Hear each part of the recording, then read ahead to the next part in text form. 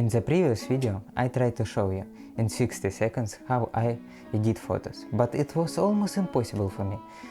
Also, the 96 format isn't quite suitable, so now, in unlimited time in large video format, I explain in more detail about retouching and color grading. When I first open a photo, I immediately assess what I can fix using these tools, like the clone, stamp and others.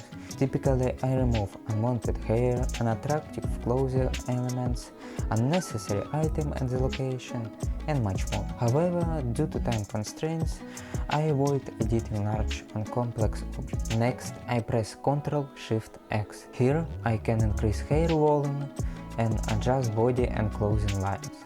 Hair volume is increased only slightly, and I usually adjust clothing to fit perfectly on the model, and if necessary, I adjust body lines.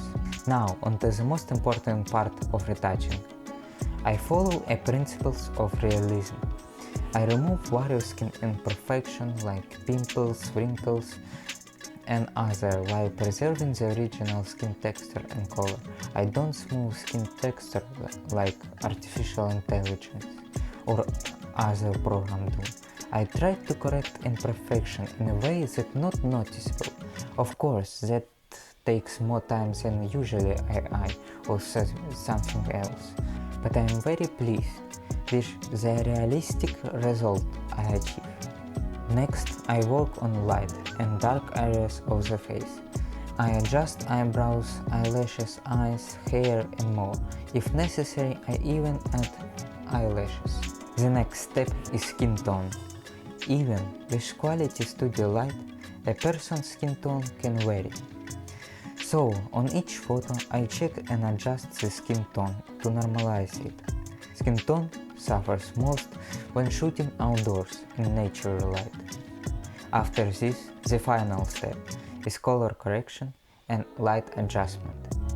I don't use any presets, only Photoshop tools and mask on them.